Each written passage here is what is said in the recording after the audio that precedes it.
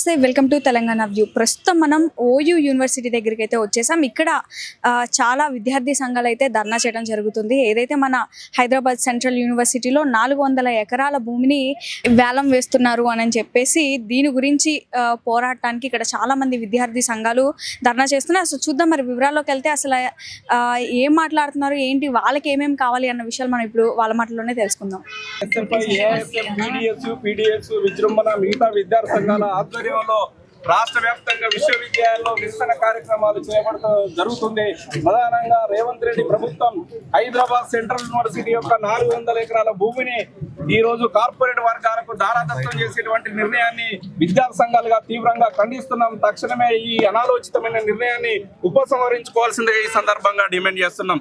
ఈ రోజు ఆనాడు ఇందిరాగాంధీ గారు విశ్వవిద్యాలయం ఈరోజు ప్రజాస్వామ్యవాదులుగా తీవ్రంగా ఖండిస్తున్నాం.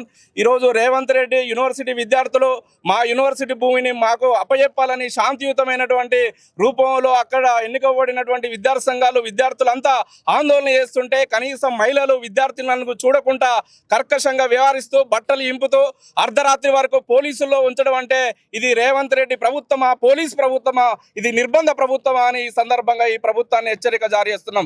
ఈరోజు రేవంత్ రెడ్డి గారు ప్రజాస్వామ్యం అనేటువంటి 7వ గ్యారంటీ అని ఇవ్వడం అంటే 7వ గ్యారంటీ అంటే పోలీసులు నిర్బంధాన్ని ప్రయోగించడమా?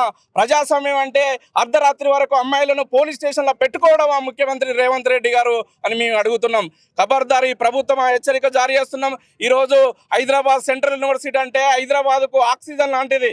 ఆక్సిజన్ లాంటి హైదరాబాద్ సెంట్రల్ యూనివర్సిటీ భూములు అంటే అక్కడ అన్యాక్రాంతం అవుతున్నాయి కాబట్టి అక్కడ ఉన్నటువంటి వన్యప్రాణులు, నెమళ్ళు, జంతువులన్నీ నాశనం అవుతుంటే ఈరోజు ప్రజాస్వామ్యవాదులు, మేధావులు అందరూ ఖండించాల్సినటువంటి సందర్భం ఉంది. కాబట్టి ఈ ప్రభుత్వం చేస్తున్నటువంటి ఈ దుర్మార్గమైనటువంటి చర్యకు వ్యతిరేకంగా యావత్ తెలంగాణ ప్రజానికం అంతా అండగా కదిలవలసినటువంటి సందర్భం ఉందని ఈ సందర్భంగా డిమాండ్ చేస్తూ, అదేవిధంగా ఉద్యమాల కోట ఉస్మాన్ యూనివర్సిటీలో విద్యార్థి సంఘాలు ఎలాంటి నినాదాలు, కార్యక్రమాలు చేయొద్దనేటువంటి అప్రజాస్వామిక సర్కులను కూడా ఉపసంహరించుకోవాలని ఈ కార్యక్రమం చేపడుతున్నాం. ఈ ప్రభుత్వమే తక్షణమే ఈ నిర్ణయాలు ఉపసంహరించకపోతే రాష్ట్ర వ్యాప్తంగా మిలిటెంట్ తర ఉద్యమాలు చేపడతాం. ఆ ఉద్యమాలకు రేవంత్ రెడ్డి ప్రభుత్వమే పూర్తిగా బాధ్యత వహించాలని ఈ సందర్భంగా మేము డిమాండ్ చేస్తున్నాం. ప్రభుత్వం హెచ్సియు భూములు అమ్మే ప్రయత్నాన్ని వెంటనే ఆపాలి. 1974లో ఆనాడు ఇందిరాగాంధీ ప్రభుత్వం ఉన్నప్పుడు ఈ యొక్క హెచ్సియు భూములు 2320 ఎకరాలు కేటాయించడం జరిగింది. నేడు అధికారంలో ఉన్న అదే కాంగ్రెస్ ప్రభుత్వం ఈ భూములను గుంజుకొని కార్పొరేట్ సంస్థలకు అప్పే ప్రయత్నం చేస్తూ ఉన్నది. అంటే ఆనాడు ఉన్నటువంటి ఇందిరాగాంధీ పేరు మీద ఈరోజు రాష్ట్రంలో ఉన్నటువంటి కాంగ్రెస్ నాయకులు అనేక సందర్భాల్లో ఇందిరాగాంధీ పేరు మీద, రాజీవ్ గాంధీ పేరు మీద అనేక కార్యక్రమాలు చేస్తున్నటువంటి కాంగ్రెస్ ప్రభుత్వం ఆనాడు ఇందిరాగాంధీ ఇచ్చినటువంటి భూములు ఎట్లా మీరు కార్పొరేట్ సంస్థ అమ్ముతారని ప్రశ్నిస్తూ ఉన్నాం. ఇదే విషయం పైన రాష్ట్ర వ్యాప్తంగా అనేక నిరసనలు జరుగుతున్న, హెచ్సియులో అనేక రకాల ఉద్యమాలు చేస్తున్నా కూడా ఈరోజు కాంగ్రెస్ ప్రభుత్వం నిమ్మకు నీరులో వేరుస్తూ ఈరోజు మొండిగా వేరుస్తూ విద్యాల పట్ల ఒక కర్కశంగా వ్యవహరిస్తూ ఈరోజు విద్యాల పట్ల కేసులు పెట్టి జైల్లో పంపించిన పరిస్థితి కనపడుతుంది.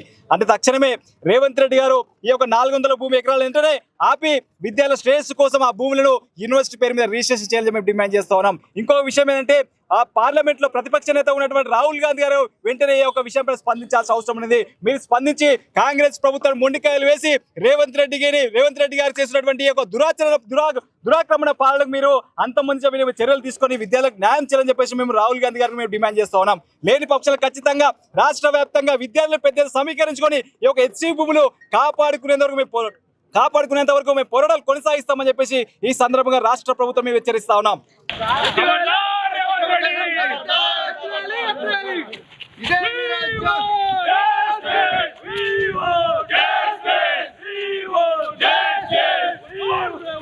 Come on!